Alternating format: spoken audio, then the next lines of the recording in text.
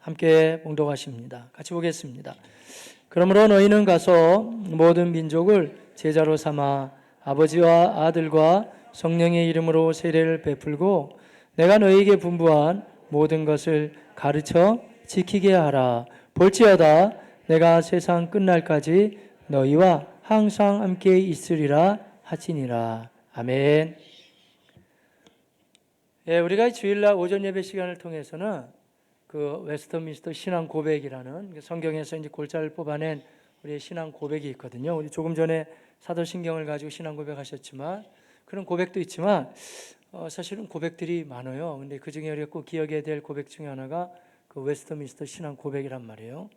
근데 내용이 아주 굉장히 방대해요. 그래서 그 말씀을 가지고 다 우리가 이야기하기는 어려워요. 그래서 이제 자녀들 내지 아니면 효과적인 그 훈련을 위해서 대요리 문답이라든지 소요리 문답이라는 것도 있지만 그것도 역시 질문의 문항이 꽤 많은 편이고, 그래서 우리가 이 시간에 알긴 알아야 되는데 좀 핵심적인 진리를 알기 위해서 그 모든 것 다 같은 말이에요. 웨스트민스터 신앙 고백, 또 제 대소요리 문답, 아니면 오늘 우리가 나누고 있는 12신조 12가지를 그 중에서 추려내서 가장 중요한 신앙의 고백들에 대한 말씀을 이 시간에 나누고 있습니다. 사실 중요한 내용들이에요. 이 뼈대에 관계된 거기 때문에, 물론 성경을 근거로 하지만 성경 말씀은 아주 방대하잖아요. 이 방대한 말씀 가운데 우리가 꼭 붙잡아야 될 하나님의 말씀을 이제 한 12가지 이렇게 뽑아냈다는 거예요. 뼈대는 굉장히 중요하거든요. 이 건물을 보세요. 여기다 기둥 컬럼들이 있잖아요. 그래서 이런 기둥이 있으니까 이렇게 버팅겨 주잖아요. 오늘 아침에 특별히 여러분들 다 아름다우시고 다 멋지시네요. 참 귀한 분들이신데, 근데 미안합니다만 여러분, 만약에 이렇게 다 예쁘신데 우리가 뼈가 없다고 한번 생각해 보세요. 그럼 어떻게 될까요? 모양이 좀 폼이 안 나겠죠? 오징어 비슷해질 것 같은데, 오징어나 문어나 뭐 이렇게 되겠죠. 뼈가 없으니까. 근데 아무래도 우리가 뼈대가 있는 게 훨씬 더 사람이 견실해 보이고 아주 더 멋져 보이잖아요. 그래서 사람의 몸에도 하나님께서 이렇게 뼈를 주신 것처럼 건물에도 이러한 틀이 있듯이 믿음 생활에도 그 프레임이 중요하냐? 중요하죠. 저는 프레임이라는 표현을 썼는데 그게 원래는 영어로 한다면 닥트린이에요. 그래서 하나의 교리적인 게 필요하거든요. 그러니까 단단한 성경에 나왔지만 뭘 믿을 건가? 우리가 사도신경 같은 것도 굉장히 중요하거든요. 전능하사 천지를 만드신 하나님 아버지를 내가 믿사오며, 그 별거 아닌 것 같지만 다 들어있는 거예요. 하나님은 전능하시고 천지를 만드신 하나님 되신 것을 여러분 믿습니까? 고백이 아주 중요하단 말이에요. 그래서 그런 고백들 중에서 12가지 또 지금 이제 나누고 있죠. 다시 한번 반복해야 돼요. 왜냐하면 그 목사님 대단하게 12신조 웨스터민스터 잘 말도 좀 불편한 얘기 용어를 가지고 오셔가지고 이걸 하겠다 해서 엄청 기대했는데 막상 듣고 나서 보니까 맨날 알던 말씀이네요. 할지 모르지만 그게 기본이 아주 중요하다는 거예요. 맨 처음에 신조가 뭐였냐면, 여러분 반복했죠. 제가 신구약 성경은 하나님의 말씀인 것을 제가 믿습니다. 아멘 하세요. 굉장히 중요한 거예요. 목사님, 누가 그러면 성경을 하나의 말씀을 안 믿는 사람들이 있나요? 많이 있습니다. 그냥 하나의 바이블로 우리가 연구하시는 분들, 어느 정도 공부하신 분들 연구소에는, 연구실에는 다 성경 하나씩은 껴져 있죠. 바이블. 왜냐하면 전 세계에서 제일 많이 읽힌 서적이라는 점은 알고 있거든요. 그러니까 바이블, 성경이 좋은 말씀 다 있지, 이런 식으로. 그래서 성경은 좋은 말 정도가 아니고 우리의 신앙의 고백은 성경이 하나님의 말씀이라는 것이에요. 제가 그것을 고백합니다. 이런 거죠. 감사하게도 우리 교회 성도님들이 이제 말씀에 대한 갈급함이 있고 또 사모함이 있으니까 책도 보시고 인터넷도 이렇게 여러 가지 요즘 다 열려 있으니까 보지 못하게 할 수도 없어요. 또 본인들이 또 볼 수도 있죠. 그런데 이런 거 아시나요? 잘 추려 보셔야 돼요. 왜 그러냐면 대략적으로 그 전에도 있었지만 18세기 이후부터는요, 이 성경을 하나님의 말씀으로 믿지 않는 이론들도 꽤 많이 나왔어요. 꽤 똑똑한 사람들이고 또 나름대로 신학을 공부했다고 하는 사람들인데도 성경을 정황무한 하나님의 말씀으로 잘 인정 안 하는 거예요. 인간적인 관점으로 봐서 어떤 책이든지 간에 쓰다 보면 실수도 있고 잘못된 것도 있고 다 사람이 쓰지 않았나 이렇게 본단 말이에요. 그런 견해들도 꽤 많이 있거든요. 하지만 그럼에도 불구하고 우리는 그렇지 않다 이거예요. 그렇게 그걸 크리티시즘이라 그러는데 비평적으로 아니면 여러분 자유주의 뭐 이런 얘기 들어봤죠? 그런 식으로 보지 않고 우리는 이 말씀이라면 하나님의 뜻이 다 전달된 말씀인 것을 제가 믿습니다. 이 고백의 시작이에요. 그 외에도 우리가 뭐 당연한 고백 같았지만 꽤 중요한 거 많이 있었어요. 우리의 예배의 대상과 나의 신뢰의 대상 오직 하나님 한 분이십니다. 아멘 되세요? 그런데 세상은 동의 안 해요, 여러분. 왜 하나님만 믿어야 됩니까? 우리가 조상들한테 절할 수도 있고, 뭐 좋은 나무가 있다면 거기 빌 수도 있고, 돌을 던져가면서 빌 수도 있는 거고, 아니면 이렇게 돌로 만드는 우상 뭐 다 빌면 안 되나요?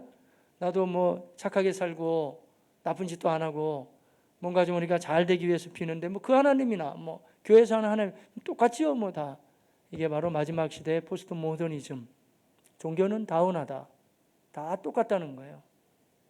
하지만 왜 신앙 고백이 지금 12신조인 게 중요하냐면 우리는 그렇게 거기에는 동의를 못한다 이거예요. 우리의 유일한 예배의 대상은 오직 하나님 한 분이십니다. 그분이 천지의 주제가 되시고 만드셨고 인도하시기 때문에 나는 그분만 믿겠다 이런 거예요. 다 이런 거 설명하자면 뭐 지금 다시 반복해야 되고 꽤 길죠. 한 분이시지만 그분은 내 머리로 다 담을 수 없어도 하나님은 삼위일체가 되십니다. 한 분인 건 틀림없지만 하나님은 성부와 성자와 성령으로 역사하시는 하나님이 되시는 것을 저는 믿습니다. 이게 다 신앙 고백이에요. 쭉 해왔잖아요. 세상을 창조하신 분도. 그리고 이런 것도 그렇죠. 우리가 비록 공립학교를 다녀야 돼서 학교 다닐 때는 뭐 사람이 진화돼서 털 뽑히고 사람 됐다고 배우지만 내가 예수 만난다면 성경을 봤을 때 그렇지 않습니다. 전 적어도 그렇게 믿지는 않습니다. 사람은 하나님의 계획 가운데 본래부터 존귀한 존재인 것을 믿습니다. 다 이런 고백이에요. 그러니까 때로는 우리가 무조건 세상에 대해서 거스리고 반대할 필요는 없지만 안타깝게도 세상과 다소간의 대칭의 관계를 취할 수밖에 없는 경우들도 때로는 있거든요. 그럼에도 불구하고 우리는 진화론을 믿지 않고 우리는 창조하신 하나님을 믿습니다. 그래서 우리는 존귀한 존재입니다. 다 신앙 고백이란 말이에요. 그러나 사람이 죄를 졌고 그 죄의 문제를 아무도 해결할 수 없을 때 하나님이 예수 그리스도를 보내셔서 동일한 하나님이시지만 아들의 모습으로 오심으로 그분이 죄를 용서하시고 우리를 제사함과 영생을 주셔서 이게 다 고백이란 말이에요. 성령께서 붙잡고 계시고 지난주 말씀 한번 해볼까요? 그런데 하나님이 아무나 부른 건 아니고 동의하지 못해도 그것도 역시 신앙 고백이에요. 하나님이 그 중에서 우리를 미리 예정하셔서 때가 되면 한 사람 한 사람을 부르셔서 예수 믿게 하셨습니다. 하나님 선택에 대한 것도 우리가 고백했단 말이에요. 그럼 하나님이 버린 건 뭡니까? 그건 우리는 모르지만 그리고 우리 인생이 감히 사람들을 가지고 정죄할 수도 없지만 하지만 분명한 사실 한 가지는 나는 하나님이 나를 택한 것만은 믿습니다. 왜 그러는지 아세요? 요새 현대인들이 얼마나 똑똑한데 여러분 사람이 눈으로 보이지 않는 분을 계산으로 떨어지지 않는 그분을 논리로 설명 안 되는 그분을 어떻게 믿겠어요? 하나님을 어떻게 믿냐고요? 예수께서 나의 죄를 위해서 오시고 십자가 지셨다고 하지만 그분이 나의 모든 인생의 죄 허물을 다 용서하시고 나에게 새 생명 주셨다는 것을 내가 어떻게 믿어질 수 있냐 이거예요. 그건 내 힘으로 되는 게 아니에요. 그것만 생각해도 뭔가 희한하다. 왜 내가 그 주님을 이 똑똑한 내가 그 보지도 않는 하나님 가보지도 않은 나라 천국에 대한 비전 하나님에 대한 확신 왜 나에게 생겼을까?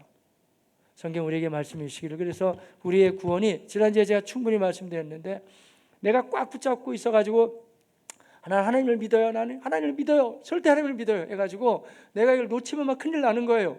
그런 구원은 아니라는 거예요. 물론 나도 내 인격적으로 하나님을 믿고 의지하며 가지만 그러나 이 구원에 대한 말씀이에요. 그게 창세 이전에 선택하시고 붙잡아 주셨다는 것은 내가 비록 연약해도 주님께서 나를 끝까지 붙잡아 주시고 인도해 가십니다. 그런 말씀이에요.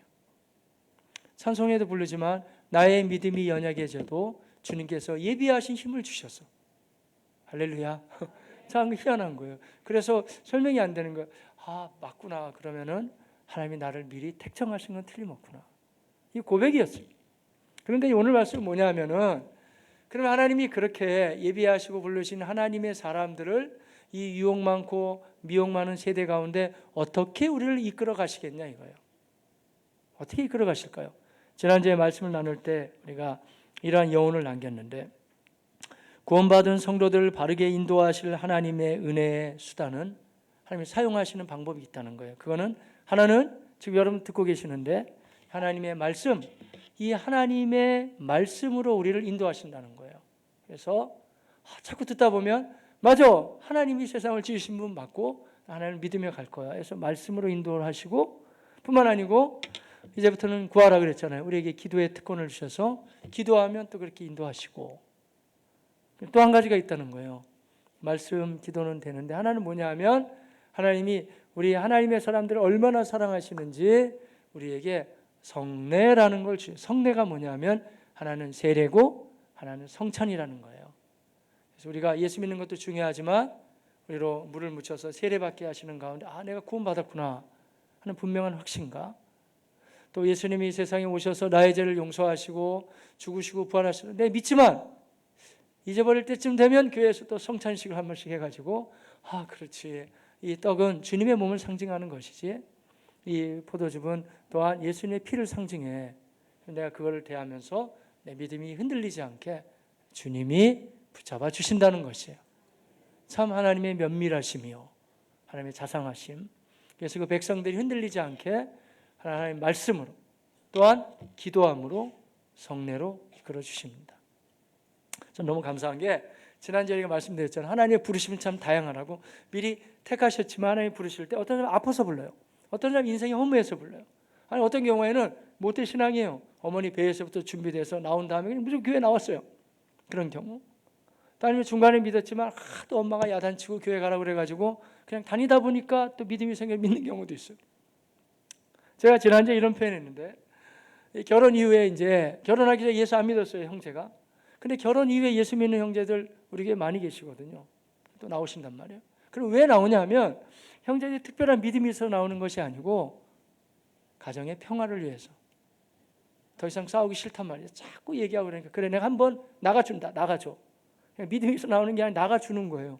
근데 희한한 것은 하나님의 말씀은 히브리서 말씀처럼 살아있고 활력이 있어서 처음에는 그냥 나가서 좀 내가 자다 오면 되지 뭐 그냥 뭐 이렇게 이제 있다 오는 거예요. 근데 뭐 자는 것도 하루 이틀이지 뭐 매번 나와가지고 계속 잘 수는 없잖아요.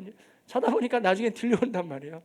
그러면서 믿음이 조금씩 세워져 간다는 거예요. 놀라운 거예요, 여러분. 하나님의 방법이 다양한 것뿐이지 다 그들을 불러내시고 인도하신다는 거예요. 이 하나님의 영광스러움과 주님의 인도하심을 찬양합니다. 인도하시죠. 자, 그러면서 하나님이 그들을 이끌어 가신다는 건데, 오늘은 특별히 그 12신조 가운데 특별히 10번째 신조는 뭐냐면, 말씀 중요하고 기도가 중요하지만 특별히 하나님이 그들을 사랑하셔서 말씀과 기도의 은혜의 수단도 있지만 우리에게 세례를 받게 하시고 또한 성찬을 나누게 하셔서 그것을 가지고 하나님이 날 구원하셨구나, 내가 예수의 피로 구원받아서 이런 믿음을 가지고 견고하게 살아가게 하신다, 그런 내용이에요. 왜 그러냐면 우리가 하나님의 자녀 맞아요. 또 이제 약속이 있기 때문에 언약 백성이에요. 근데 여러분 예수 믿는 사람들을 뭐라고 부르냐면은 다 아실 거예요 아마. 성도님, 성도라고 부르죠. 또 아니면 하나님의 가족이라는 개념으로 형제요, 자매요 이렇게 부르거든요. 이거는 세상 어디에서도 부르지 않는 특별한 호칭이에요. 그냥 하나님 앞에 구원받은 백성으로 얘기할 때는 성도요, 성도님 부르고, 하나님의 가족이라는 개념으로는 형제요, 자매요 이렇게 부르죠. 특히 우리 교회 같은 경우는 형제 자매 용어를 꽤 많이 쓰는 편이에요. 저도 그 용어를 아주 즐겨 사용하고, 저도 뭐 형제 중에 하나로 이제 하나님 앞에 말씀을 나누고 있는 거고요. 형제고 자매가 되죠. 그런데 이런 개념은 좋은 개념이고요.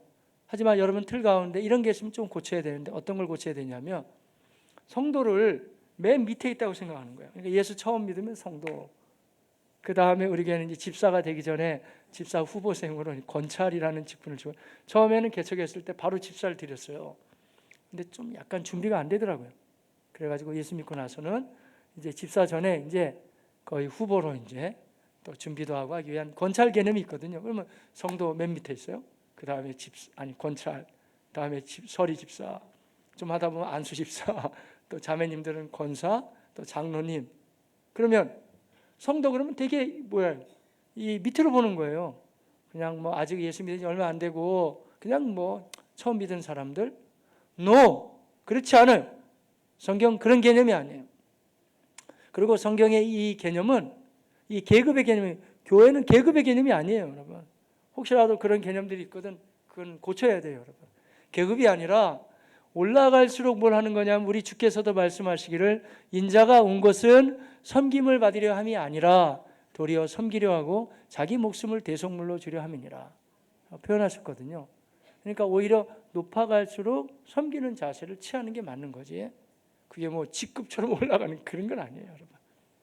그럼 우리 모두가 다 뭐냐면 사실은 성도예요, 성도. 거룩한 자들. 히브리 말로 한다면 카도시, 거룩한 자들이에요. 헬라어도 비슷해요. 그래서 헬라어도 거룩하다, 하기오스, 다 거룩하다는 말이거든요. 그러니까 우리를 일컬어서 거룩한 사람 이렇게 부른다는 거예요. 잘 믿기지 않으시는 것 같으신데, 옆에 있는 분들 한 번만 불러보세요. 거룩한 아무개씨 한번 불러보세요. 벌써 분위기가 달라질걸요 아마. 네. 그러면 어떤 분도 이럴 수 있죠. 무슨 거룩은 거룩이냐, 내가 일주일 내내 죄만 짓다 왔는데 해가지고 어떤 분은 또 이럴 수도 있고, 저를 거룩하다고 부르지 마세요. 아니에요, 그래도 거룩해요. 왜냐하면 예수 그리스도의 보혈이 우리 가운데 면면이 흐르고 있습니다, 여러분. 우리를 거룩하다 하는 거예요. 하기오스, 아니면 카도시. 대단한 말이에요, 여러분. 왜 이런 거 보셨어요, 여러분?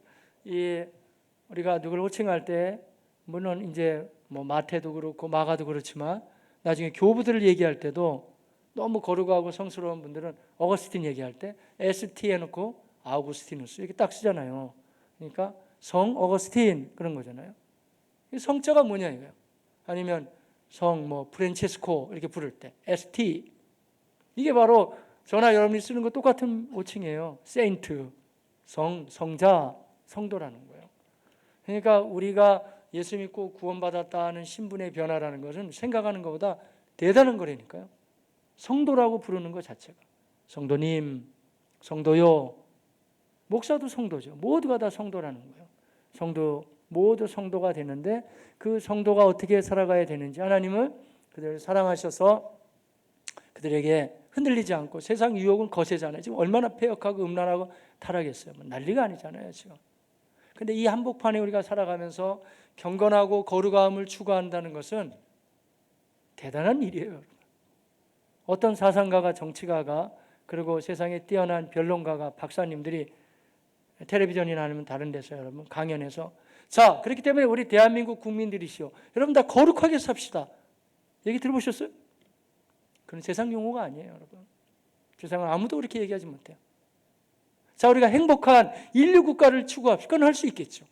그러나 어떤 정치인이, 사상가가, 자, 우리가 그래서 우리 세상의 다른 나라하고 구별되게 우리 한번 거룩하게 살아갑시다 이거예요. 그런 얘기는 못하는 거예요, 여러분. 교회만 할 수 있는 겁니다. 놀라운 공동체죠. 세상과 특별히 구분되는 거룩한 공동체. 여러분이 다 성도님들이십니다, 여러분. 그래서 우리를 대할 때 물론 집사, 장로, 목사도 다 중요하지만 우리의 정체성은 성도예요, 성도. 거룩한 하나님의 사람들.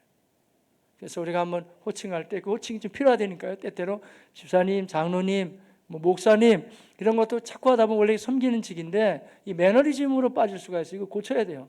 그렇지 않으면 바리새인, 서기관, 제사장들, 예수님 당대 얘기가 남의 얘기가 아니고 여러분 얘기가 될 수도 있고 제 얘기가 될 수도 있고. 성도요, 성도요, 거룩한 성도요. 폐역한 세상 한복판에 살지만 어떻게 우리가 살아야 되는지 아무개 성도요, 이 부를 필요가 있겠죠. 미안합니다만 한 번만 더 불러볼까요? 옆에 있는 분들 호칭 다 내려놓고 그냥 아무개 성도님 이렇게 한번 불러봅시다. 시작.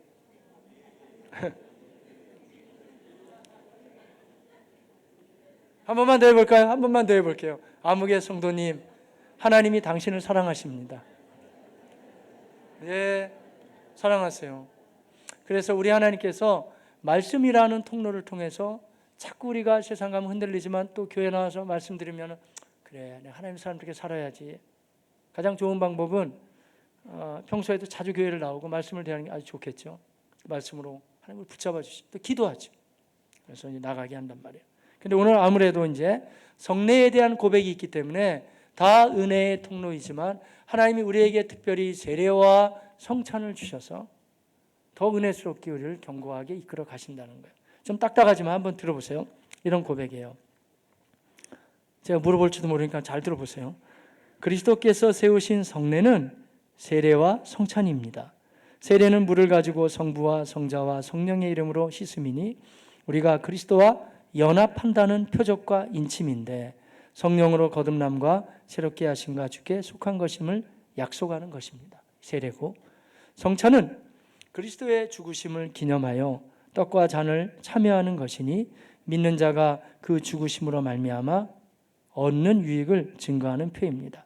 그러니까 우리 믿는 사람들이 그의 죽으심, 예수님의 죽으심으로 말미암아 놀라운 은혜를 얻었다고 우리가 밖으로 표하는 것이라는 것이. 그 다음이 중요하니까 잘 들어보세요. 좀 어려워요. 근데 성례의 유익은 왜 이 성찬과 세례를 하냐면 성례 어렵다니까요. 성례 본덕으로 말미암은 것도 아니요, 성례를 베푸는 자의 덕으로 말미암음도 아니요, 다만 그리스도의 복 주심과 믿음으로써 성례 받는 자 가운데 계신 성령의 행하심으로 말미암음입니다. 풀어드릴게요. 무슨 얘기냐면 우리가 세례를 받고 또 성찬을 나누지만 그거 자체가 가장 중요한 그런 개념이 아니라는 거예요. 그거는 하나님이 우리 하나님의 사람들에게 뭔가를 우리에게 더 은혜를 주기 위해서 사용하신 하나의 방편이고, 또 한 가지는 제가 이제 세례를 준단 말이에요. 그리고 성찬을 집례해도 그 성찬을 베푸는 그 사람이 뭐 대단한 사람은 아니라 이거예요. 그러니까 사람에게 그런 게 있는 것이 아니라 우리 하나님이 얼마나 하나님의 백성들을 사랑하시면 우리를 구원해 내시고 흔들리지 않는 믿음을 가지기 위해서 세례도 주시고 그리고 또 하나 성찬도 하시게 하셨습니다. 그래서 이 모든 것은 사람에게 집착하지 말고 하나님의 은혜를 구하십시오. 그런 말씀입니다. 여러분 가운데 혹시 이 천주교 다니시다가 지금 가톨릭 다니시다가 우리 교회에는 오신 분들이 종종 계시는데 아마 계실 거예요. 이 가운데서도요. 카톨릭은 성례가 두 가지가 아니에요. 천주교는 복잡해요. 7가지 이상이 돼요. 그래서 그 사람들이 얘기하는 것 중에 하나는 여기 없는 게 많이 있어요. 고해성사들, 고해성사. 뭘 잘못했으면은 혼자 해결하지 말고 그것을 사제한테, 신부한테 얘기를 하라는 거예요. 근데 뭐 다른 종파를 뭐 폄하할 이유는 없습니다만은 성경적이진 않아요. 그래서 이 가톨릭과 우리가 믿는 개신교 뭐가 다르냐면 본래 초대교회는 단초를 했어요. 왜냐하면 주님께서 기념하라고 하신 건 2개밖에 없어요. 하나는 세례와 성찬이었기 때문에. 근데 교회가 이제 한 313년 이후에 밀라노 칙령이 발효되고 이제 그 다음부터는 교회는 핍박을 안 당했어요. 그러니까 너무 편해지고 한 1000년 가까이, 이게 참 역설적인데 고난과 핍박이 없으면 의외로 사람도 교회도 약간 타락해 갈 수가 있어요. 여러분 가운데 너무 지금 괴롭고 힘든데 그래 내 교회 가서 하나님 말씀 듣고 내가 새 힘을 얻자, 너무 지치고 어렵고 발걸음 무겁지만 나오신 분들 계세요? 이 시간에 주님 만나고 돌아가시길 축복합니다. 오히려 고난의 때가 어려운 것 같고 힘들 것 같지만 믿음이 더 좋아질 수도 있어요. 왜냐하면 교회 사적으로 보면 교회가 고난이 없을 때 막 타락해 갔거든요. 그때 뭐 이방에서 나라가 쳐들어오고 막 섞이고 짬뽕이 된 게 이제 말하자면 가톨릭 문화가 돼버린 거예요. 이방 종교 색깔이 많아요.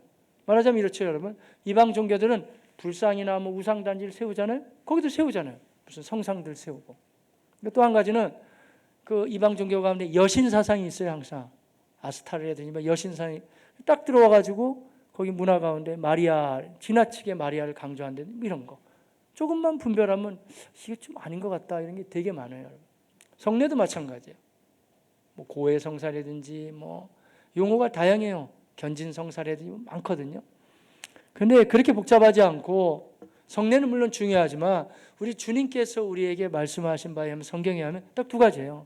하나는 너가 예수 믿고 구원받았다는 것을 밖으로 나타내 보여주는 세례 꽤 중요하고, 또 한 가지는 주님이 우리 때문에 십자가에서 몸짓고 피 흘려 죽으셨구나 라는 걸 기억하면서 나누게 되는 이 떡과 포도즙을 나누는 성찬 중요하다는 거예요. 공통점이 있죠. 세례와 성찬의 공통점이 뭘까요? 하나같이 우리가 죄인 되었을 때 예수님이 십자가 지시고 우리를 죄악 가운데 건져주신 그 은혜가 너무 감사하기 때문에 그걸 잊지 말고 세례 받을 때도 그렇구나, 내가 주님의 은혜 덕분에 내가 새로운 인생이 됐구나 하며 생각해야 되고, 또한 성찬에 떡을 뗄 때도 예수님이 나 때문에 죽으시고 부활하셨어, 잊지 말고 계속 해야 된다는 거예요. 왜 그럴까요?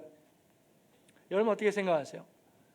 여러분 한 인생이 태어나서 살아갈 때 저는 가장 행복한 삶이 예수를 만나는 삶이라고 생각해요. 만난다는 게 뭐 눈을 보고 만나는 게 아니고 그렇군요, 예수님이 저 때문에 오시고 저 때문에 죽으셨어요, 저도 예수님을 제대로 믿고 싶어요, 예수님 제 마음에 들어오세요, 이게 만나는 거거든요. 주님 내 마음에 영접하는 거예요. 제대로 믿는 거거든요. 정말 행복한 삶이에요. 그 다음에 또 가장 복된 삶은 뭐냐 하면요, 예수님이 나를 용서해 주셨어, 나는 새 생명을 얻었어, 나는 새롭게 살아갈 거야, 이 마음이 만약에 여러분 흔들리지 않고 계속된다면 그 사람만큼 감사가 넘치고 행복한 사람이 또 있을까요? 없어요. 성경은요, 그래서 어느 면에서는 모두가 다 우리는 흉악한 죄인이었는데 하나님의 아들이 오셔서 우리의 죄를 용서하시고 십자가의 공로로 우리를 제사함에 주셔서 우리가 새 사람이 됐다는 거예요. 그래서 그 마음을 가지고 날마다 새롭게만 살아간다면 그 삶이 그야말로 풍성한 삶이고 박진감이 있고 행복하게 살 수 있다고 말씀해 주십니다. 근데 중요한 거는 목사님 구원받았다는 거 언제 들었던 얘기 아니에요. 절대 그렇지 않아요. 내가 예수의 피로 구원받았다는 확신을 가지고 그 감동이 내 가슴을 계속 요동치고 움직여갈 때 정말 삶이 새로워질 수 있다는 거예요. 그래서 하나님이 우리에게 그 은혜의 수단으로 그래서 세례를 주신 거고 성찬을 주신 거예요. 똑같아요, 의미가. 왜냐하면 하나는 내가 예수로 새로워졌구나 하는 감동이 바로 세례고, 그리고 저 예수님이 나의 죄를 용서해 주셨구나, 이 기쁨을 가지고 우리가 살아나가는 것이에요. 하나 더 말씀해 볼까요? 지난주 주일부터 시작해서 오늘까지 거의 우리 교회는 소그룹 전도 축제를 해요. 해피데이라고 해가지고 뭐냐면 이제 다른 교회를 친다면 구역 예배에서 이렇게 같이 사람들을 초청해서 전도하고 나누는 사역을 하거든요. 한번 궁금하시면 오늘 이제 돌아가서 우리 교회 홈페이지에 들어오셔가지고 그 앨범란이 있어요. 앨범란에 다 올라오진 아직 않았더라고요. 근데 소그룹 이 전도 집회를 하고 나서 올려온 순들이 있거든요. 여러분 그 사람들 얼굴 하나하나를 봐보세요. 제가 홈페이지에 올라온 것을 보면서 이렇게도 좋아할 수 있을까? 인생의 행복과 진정한 기쁨은 우리는 영적인 존재이기 때문에 내가 하나님이 기뻐하는 그 일을 찾아 나설 때 거기서 진정한 삶의 의미와 복을 찾을 수가 있는 거예요. 아무리 열심히 살아도, 설령 아무리 공부를 많이 해도, 아무리 자격증을 많이 가지고 있어도, 또 다른 걸 다 우리가 추구한다 그래도 진정한 내 마음 속에서부터 솟구쳐오는 그런 기쁨과 능력과 그러한 하나님의 권세는요, 다른 데 있지 않아요. 나 같은 것을 하나님이 용서하시고 예수의 피로 나를 구원해 주셨구나, 이 기쁨이 계속 이어져 가시기를 바라겠습니다. 그 수단으로 하나로 하나님이 우리에게 세례를 주신 거고 다른 한 가지로 성찬을 주신 거예요. 그리고 제가 전도를 얘기하고 있잖아요. 우리가 전도 안 하면 전도 안 돼요? 아니에요. 돼요, 여러분. 오늘도 우리 새신자 등록하신 분들 보세요. 전도하신 분들 계시면 오잖아요, 또 사람도. 물론 우리가 열심히 해서도 전도할 수 있지만 하나님의 방법은 얼마든지 다양합니다. 근데 어느 면에서 우리가 그냥 교회 예배나 드리고 그냥 말씀 듣고 가고 나 혼자 이렇게 마치 절간에 다니는 것처럼 그래 좀 찜찜한 일주일에 가서 한번 예배 드리고 또 가고 이렇게 하는 게 제일 편할 것 같죠. 근데 왜 성경은 그렇게 말씀 안 하고 너희는 이 복음을 전해야 된다, 전도해야 된다, 하나님의 사람들께 열심히 있게 살아가야 된다, 왜 그렇게 계속 말씀하실까요? 그게 우리를 통해서도 하나님이 일을 하시지만 사실은 여러분한테 유익하기 때문에 그래요. 성찬을 통해서 내가 맞아, 우리 그리스도께서 나의 죄 때문에 십자가에 죽으시고 살아나셨어, 그게 은혜도 되지만 특별히 우리가 전도의 현장에 있을 때 그 사람들이 변화되는 모습이라든지 이런 걸 보면서 같이 기쁨을 공유하게 되는 거예요. 그렇지, 나도 처음 예수 믿을 때 저렇게 예수님이 나 때문에 오셨고 죽으시고 부활하셨어, 믿으면서 내가 그 기쁨을 내가 누렸었지. 그러니까 사람이요, 그야말로 전도지향적인 삶을 살게 된다면 이 삶이 굉장히 역동적인 삶이 되는 거예요. 새로운 삶이 되는 거죠. 한번 보시라니까요. 우리 홈페이지에 그 앨범란에 이 사람들이 아니 그 전도 집회라고 뭐 이렇게 좋아할까? 그리고 교회에서는 그분들한테 한 푼도 재정적인 지원을 안 해드렸어요. 그냥 다 하는 거예요. 자기네들이 알아서. 그러니까 자기네들이 뭐 행사를 하려면 돈도 내야 되고 다 해야 되는데 그러면 도대체 이 기쁨이 어디서 왔을까? 이런 마음은 어디서 주어진 것일까? 바로 그 얘기예요. 우리가 세례와 성찬을 전도와 같은 동일선상에서 한번 생각해 보세요. 여러분 언제 기쁘세요? 저는 복음을 전할 때 기쁘더라고요. 제가 한번 말씀드렸나요? 지난주에 병원 신방을 갔어요. 병원에 가서 신방을 하는데 집사님을 제가 기도해 주기 위해서 갔는데 한 30분 안짝이 우리 아내랑 갔어요. 항상 제가 전도를 하지만 그날은 뭐 전도해달라는 사람이 막 수두룩하게 있더라고요. 제가 그래가지고 그 짧은 시간에 한 5명 이상을 전도했어요. 그럼 엘리베이터 타고 인사하고, 예, 안녕하세요. 인상이 너무 좋아 보이시네요. 아마 교회는 다니시고 계시겠죠. 안 다녀요. 그러면 예? 이렇게 좋은데 왜 교회를 안 다니세요? 뭐 금방 전도하면 되는 거고, 뭐 내리면서 또 하고, 뭐 얼마든지 할 수 있어요.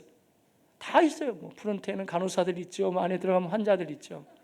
얼마든지. 근데 희한한 거는 너무 희한한 게 있어요. 그게 제가 억지로 하면 그게 하겠어요? 제가 좋으니까 하는 거예요. 놀라운 은혜가 있어요. 왜냐하면 제가 복음을 증거할 때 주님이 주시는 놀라운 기쁨이 있어요. 물론 이게 설교하는 것도 큰 특권이지만 그러나 전혀 안 믿어요. 그만 좀 하세요. 예, 아니에요. 제가 너무 좋아서 하는 거예요. 좋아한단 말이에요. 복음을 증거하며 나아갈 때 그때 하나님 주신 은혜예요. 그러니까 우리 주님이 우리가 인생이 살아가야 될 하나의 코스를 아시는 거예요. 사람이 여러분 돈 가지고 행복한 게 아니에요. 학벌 가지고 행복해. 그거 내가 추구해야 되죠. 또 먹고 살려면 또 필요하기도 하고. 그러나 진정한 행복은 그런 데 있는 게 아니에요. 내가 죄인이었을 때 하나님이 나를 구원해 주셨구나. 그 감격이 자꾸 이게 리바이벌 돼야 되는데 자꾸 잊어버리잖아요. 그러니까 그 좋으신 하나님의 은혜의 수단으로 우리에게 교회 가운데 세례를 주셔서 그렇지. 저 사람이 세례 받는 걸 보니까 내가 그때 그 감격을 세례 받았지. 다른 사람 세례지만 세례의 광경을 목도하면서 여러분의 마음이 항상 새로워지시기를 축복합니다. 그리고 성찬의 떡을 떼면서도 주님, 제가 감히 제가 받을 자격이 있나요?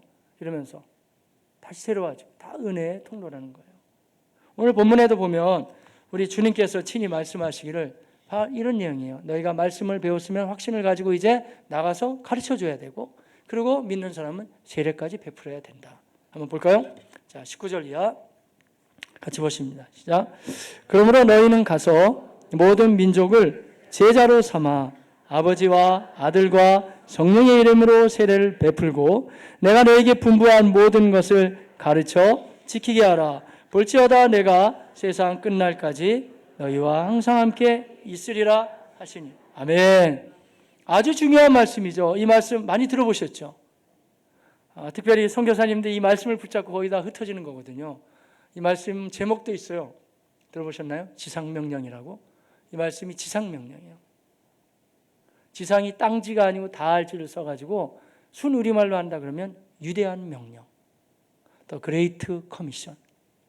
우리 예수님께서 부활하신 후에 제자들과 우리에게 아주 위대한 명령을 주셨는데 뭐냐면은 너희가 하나님의 말씀에 대한 확신을 먼저 가져야 되고 그 말씀에 확신이 있다 그러면 혼자만 가지고 있지 말고 아직 못 들어봐서 못 믿기 때문에 전도도 해야 되고 또 어설프게 믿는 사람이 있으면 제대로 믿어야 된다고 그들을 제자와 삼아야 되고 참 멋있는 삶이죠.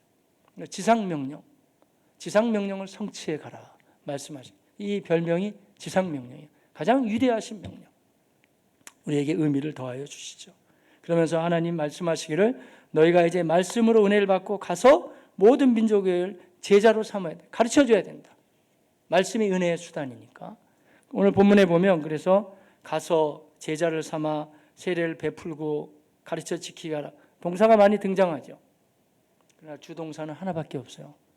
헬라어 본문에 보면 나머지는 다 분사형이고 이 말씀을 붙잡고 가르쳐서 저 사람들이 알 수 있게 제자를 삼아라. 마데투사테 판타타에스네. 그러니까 그 모든 판타타에스네 그 모든 사람으로 마데투사테 너가 제자를 삼아야 돼. 하나밖에 없나요? 동사는 하나예요. 나머지는 다 분사형으로 가는 것도 세례를 주는 것도 그리고 가르쳐 지키게 하는 것도. 그러니까 중요한 것은 내가 말씀에 대한 확신이 먼저 중요하죠. 이분이다. 틀림없이 예수다. 성경을 통해서 그런 확신이 넘쳐나시길 바라겠습니다. 그걸 가지고 또한 이제는 가르쳐줘야 된다. 말씀이 은혜의 수단이에요. 기도도 마찬가지예요. 그리고 말씀과 기도는 따로 가지 않아요. 같이 가는 거예요. 어떤 사람은 그래요. 나는 말씀 열심히 기도는 좀 어렵다고. 반대 경우도 있어요. 기도는 많이 하는데 성경이 너무 어렵다고. 그렇지 않아요. 우리는 조지 밀러를 많이 알고 계시는데 조지 밀러는 5만 번 기도했다 응답받았다 그러죠. 조지 밀러 기도의 사람 맞아요. 고아원을 경영하면서 먹을 끼니가 없을 때 기도했다 응답받았거든요. 근데 조지 밀러는 또 말씀의 사람이에요. 성경을 수백 덕 본 사람이에요. 그러면서 말씀과 기도가 같이 가지 따로 가진 않아요. 가장 좋은 거는 말씀 기도인데 이렇게 하는 거예요. 하나님, 제 마음이 지금 너무 어렵고 힘들어요. 근데 말씀이 생각나는 거예요. 마태복음 11장 28절. 수고하고 무거운 짐진 자들아 다 내게로 오라. 내가 너를 쉬게 하리. 주님, 그때 주님이 이렇게 말씀하셨죠. 제가 지금 교회 나왔는데도 제 마음이 지금 쉬질 못하네요. 제가 내려놓질 못해요. 그러나 주께서 말씀하셨기 때문에 저는 이대로 될 줄로 믿습니다. 그게 바로 말씀 기도예요. 말씀을 붙잡고 주께서 이렇게 역사하실 줄로 믿습니다. 고백하시길 바랍니다. 은혜의 수단이라니까요. 말씀을 주시고 기도를 주세요. 기도는 아무래도 감성적인 영적이 더 강하다 그러면 말씀은 논리적인 생각을 하잖아요. 그러면서 우리를 차곡차곡 주님이 세워나가게 하시죠. 참 놀라운 하나님이세요. 자, 그런데 또 나아가서는 너희가 그들이 믿음이 들어갔을 때는 세례를 이제 베풀라. 세례 나오거든요. 19절에 세례를 베풀라. 세례라는 말은 아마 들어보셨을 거예요. 밥티조라는, 영어도 비슷해요. 밥티스마 뭐 다 쓰잖아요. 그러니까 헬라에서 나온 말인데 밥티조라는 말은 깨끗하게 한다는 거예요. 어떻게 깨끗하게 하냐면 원래는 물속으로 완전히 담갔다가 끄잡아내므로 말미암아 그 사람이 거룩하고 깨끗해진다는 거죠. 그러나 요새는 이제 의미를 더해서 그냥 살수법을 쓰거든요. 이렇게. 하지만 같은 의미예요. 내가 완전히 끊어버리고 이제 새로운 사람이 됐다. 이런 말이죠. 구약에는 세례가 없어요. 있었어요. 근데 예수님 오시기 전에 세례는 그런 개념이 아니었고 그 당시에는 이제 사람 예수님 오시기 전이니까 이방인들 가운데 여호와 하나님을 믿겠다고 하는 사람들이 있으면 할례를 먼저 가한 다음에 그다음에 강변에 세우고 그냥 이제 선서하고 뭐 이런 걸 했어요. 하지만 세례 요한 그리고 우리 주님이 오신 다음에 세례는 그 정도 의미가 아니고 완전히 옛사람은 죽고 새로운 사람으로 살아난다는 거예요. 여러분 다 그렇게 세례 받으셨어요? 얼떨결에 어떻게 받았나요? 그러면 다시 의미를 새겨야 돼요. 제가 세례 받은 게 옛날 사람은 죽고 새 사람으로 살아난 거예요. 로마서 읽어볼까요? 제가 한번. 로마서 6장 3절 이하인데 무릇 그리스도 예수와 합하여 세례를 받은 우리는 그의 죽으심과 합하여 세례를 받은 줄 너희 알지 못하느냐. 그러니까 어떻게 되냐면은 우리가 예수님과 더불어 내가 세례를 받았단 말이에요. 그 의미가 내가 완전히 옛날 사람이 죽었다는 거예요. 그리고 이제는 새로운 사람으로 살아난다는 거예요. 그러므로 우리가 그의 죽으심과 합하여 세례를 받음으로 그와 함께 장사되었으니 이는 아버지의 영광으로 말미암아 그리스도를 죽은 자 가운데서 살리신 같이, 잘 들어보세요. 우리로 또한 이제 우리가 옛날 사람이 죽었어요. 옛날 고약했던 성격, 뭐 나쁜 습관 이런 게 원래는 세례하다 죽었다는 거예요. 죽고 새로운 사람으로 태어나서 또한 새 생명 가운데 행하게 하려 함이라. 아멘이 작으시네. 그러니까 잘 믿겨지지 않는다 이거죠. 나 목사님 세례 받았는데 바뀐 거 하나도 없네요. 그건 여러분이 잘못한 거고 성경은 그렇게 말하지 않아요. 내가 예수 믿고 세례를 받고 새 사람이 된다는 것은 옛날 사람을 죽여버리고 새로운 사람으로 일어난다는 거예요. 이렇게 말해줘요. 로마서 6장 11절 이하는 그래서 이와 같이 너희도 너희 자신을 죄에 대하여는 세례받았다 그러면 죄에 대하여는 죽은 자요 그리스도 예수 안에서 하나님께 대하여는 살아있는 자로, 그 다음 말씀 아세요? 맞아요. 내가 잘 믿겨지지 않아도 성경은 그렇게 여겨라. 그래야 승리한다 이거예요. 무슨 말이냐면 그래요. 하나님 제가 예수 믿는 사람이에요. 옛날 못된 자아는 저는 계속 죽이길 원해요. 고민 많았던 자아 죽었습니다 여러분. 소망에 찬 자아로 일어나시길 바라겠습니다. 그래 고백해야 된다니까요. 생각 많았던 뭐 아무 쓸데없는 잡동사니 같은 생각으로 너무 날 힘들게 하던 자아가 죽었다고 선언하세요. 그리고 내가 하나님을 기대하면서 저는 살겠어요. 이게 세례교회의 원래 모습이에요. 성경이 말해주고 있는 바. 대단하죠. 세례라는 의미가. 옛날 자아가 죽고 새로운 자가 일어나. 그 목사님이 그렇게 완벽하게 사시나요? 양심 고백 못 살고 있습니다. 그러나 노력 중입니다. 왜냐하면 성경은 그렇게 다 산다는 게 아니라 여길지어다 그러잖아요. 아 그래, 나는 이거는 옛 생각이야, 끊어버릴 거야. 이건 옛날 습관이야, 없애버릴 거야. 이런 말하는 언행 습관, 이건 안 좋은 거야. 다 끊으면서 하나님의 사람답게 진정한 세례교인으로 살아가시기를 바라겠습니다. 옛날 자아가 죽었다 이거예요. 그리고 새로운 사람이 내 속에서 시작했다는 거예요. 잘 안 믿겨져도 오늘 말씀에 나와 있듯이 그렇게 여기시기를 바랍니다. 성경이 현실적이잖아요. 그렇게 여길지어다. 네가 믿겨지지 않아도 자꾸 그렇게 여기며 살아간다면 하나님이 역사하시고 우리 승리하게 될 줄로 믿습니다. 그렇게 되는 거예요. 근데 반대로 살면 안 돼요. 다 그렇지 목사님. 목사님 설교가 그렇지 뭐 우리 인생 사는 게 뭐 어차피 타고난 게 이런데. 타고난 게 그렇기 때문에 옛 사람은 죽어야 된다니까요. 그리고 새로운 사람으로 내가 딱딱 일어나는 거예요. 왜 분별을 못해요? 속에 다 분별해요. 여러분 다 분별 안 되니까 속에는 두 가지 싸움이 항상 있는 거예요. 근데 옛사람으로 끌려가지 말고 새로운 사람 쪽으로 끌어당기면서 우리 세례교인답게 세례를 기억하며 승리해 가시기를 바라겠습니다. 성경의 말씀이에요. 하나 더 이제 성찬에 대한 말씀인데 성찬을 통해서 우리가 누려야 될 하나님의 은혜가 있다는 거예요. 그 말씀을 한번 찾아봐야 돼요. 그거는 누가복음 22장을 한번 보죠. 누가복음 22장 19절 이 말씀. 자, 우리 주님께서 친히 떡을 떼어주시고 포도주를 주시면서 말씀하셨어요. 6월절 마지막 만찬 때 말씀하신 겁니다. 자, 누가복음 22장 19절 같이 볼까요? 시작. 또 떡을 가져 감사기도 하시고 떼어서 그들에게 주시며 이르시되 뭐라고 하셨죠? 이것은 너희를 위하여 주는 내 몸이라. 그러면서요, 너희가 이를 행하여 나를.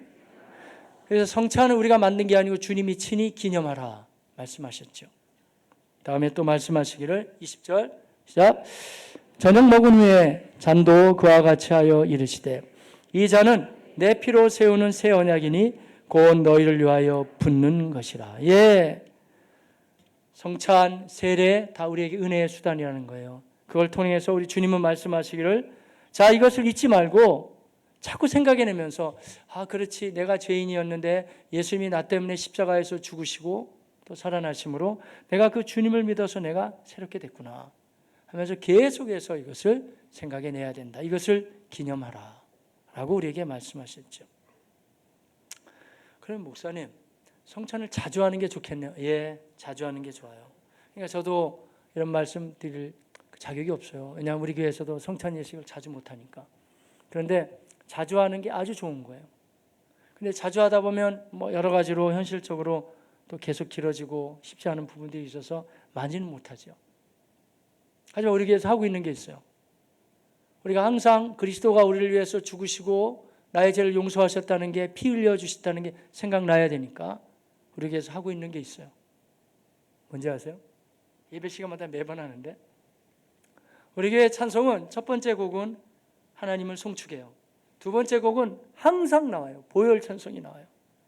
변찮은 주님의 사랑과 거룩한 보혈의 공로를 계속 부르잖아요.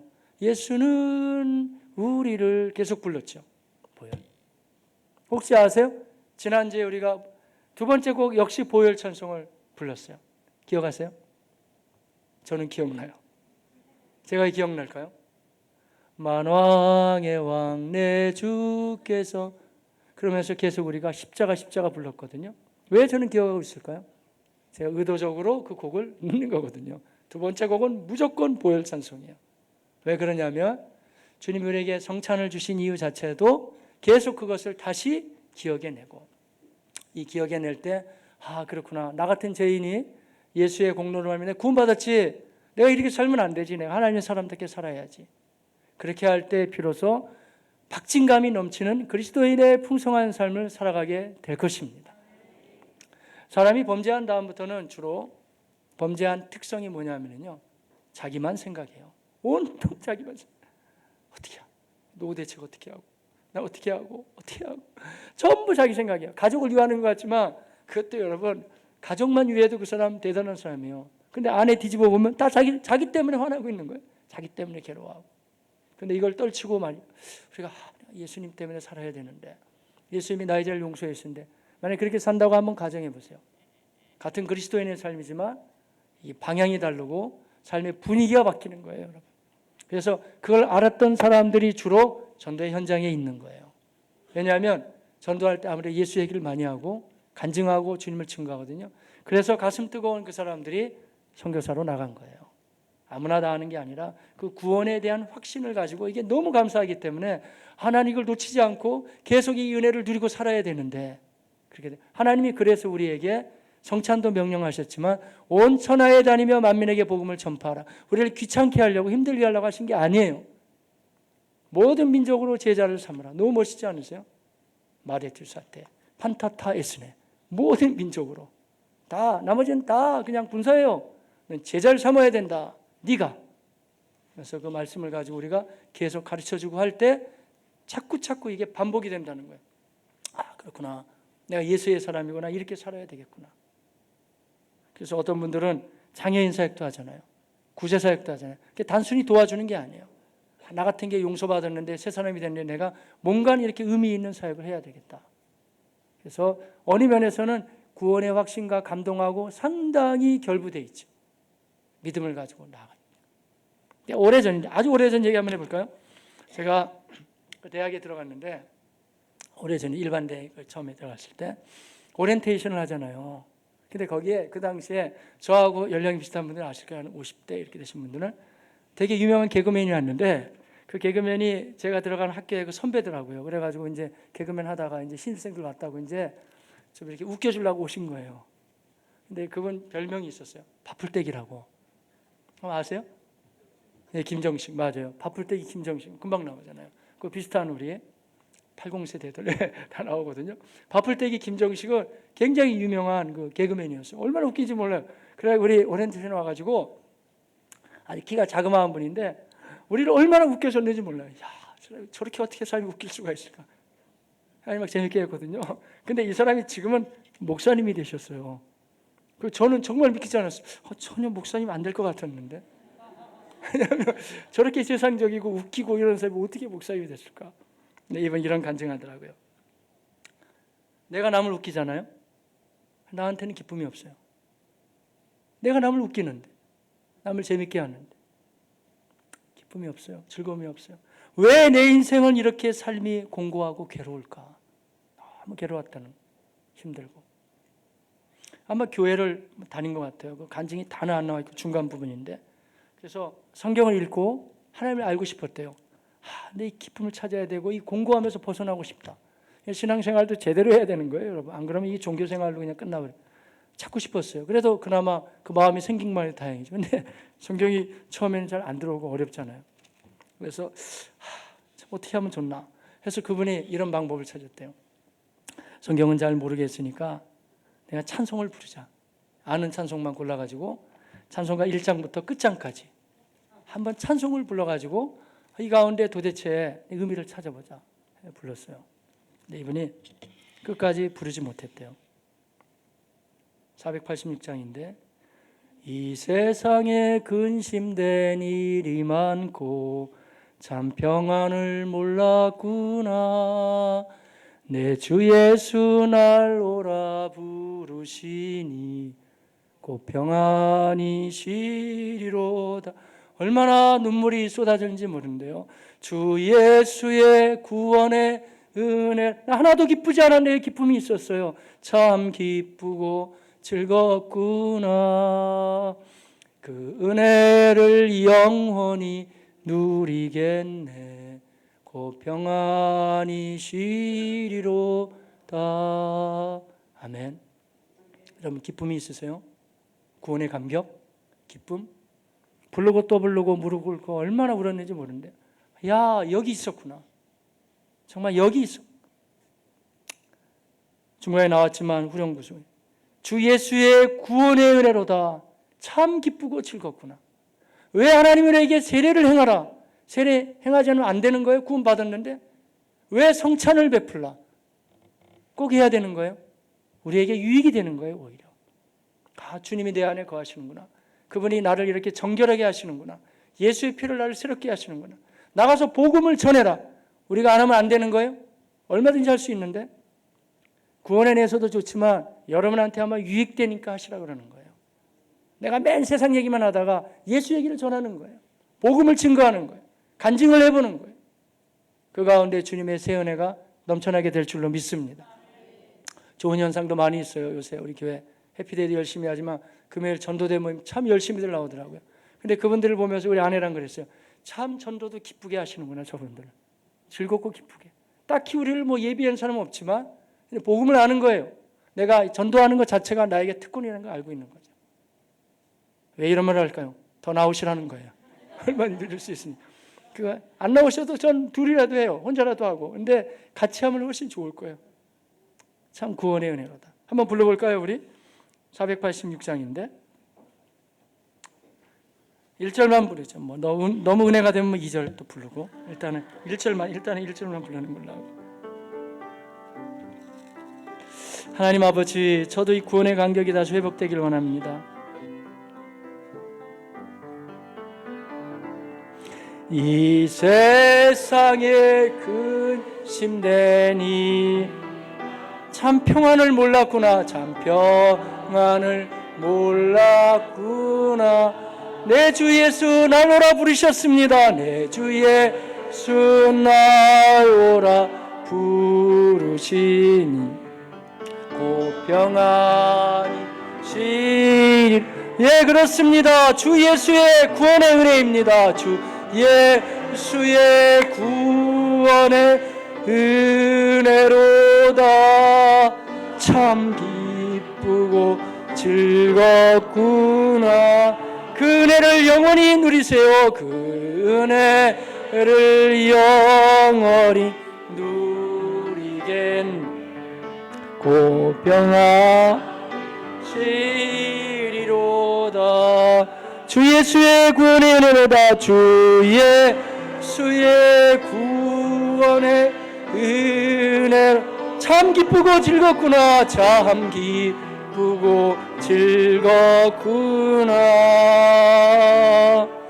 그 은혜를 영원히 누리겠네. 곧 평안히 쉬리로다. 우리가 조금 전에 얘기했던 김정식 씨는 그래서 주님을 새롭게 만나고 남은 생애를 주님을 위해서 살고자 이 사람은 파주에서 장애인 사역을 하고 있습니다. 교회를 세우면서. 하나님의 사람들은 구원의 간격을 꽤 소중히 여겼습니다. 주님이 나를 구원해 내시고 함께 하셨다는 것. 여러 사람이 예수 믿기 때문에 다양한 사람들 많이 있는 거 압니다. 그러나 잘하고 있는 사람도 많이 있습니다. 우리 얼마 전에 퍼스펙티브 했는데 한철호 선교사 오셔서 귀한 말씀 전해주셨어요. 회심의 변질. 예수 제대로 믿어야 된다. 그런 얘기인데 저는 그분 보기만 해도 은혜가 돼요. 제가 대학생 때도 그랬는데 외모도 안 바뀌었어요. 거의. 지금 나이가 70이 아마 다 될 건데 그분이. 제가 그랬어요. 그 선교사 만나가지고 어떻게 이렇게 안 바뀌어요, 사람이. 물론 저도 많이 안 바뀌지만 그분은 더 안 바뀌는 것 같아요. 그래가지고 야, 그때도 이 열정이 있었는데 그때도 열정이 있었어요. 그때도 순수했는데 지금도 여전히. 그런 사람들이 많이 있습니다. 제가 아는 사람 중에서는. 그리스도인답게 주님이 왜 세례를 주셨고 왜 성찬을 주셨는지 우리에게 다시금 생각하게 하시고 왜 전도의 현장에 있게 하시는지. 사실은 다른 사람들 다 혜택을 받겠지만 원래는 여러분에게 유익이 됩니다. 구원의 감격을 항상 누려가시기를 축복합니다. 기도하겠습니다.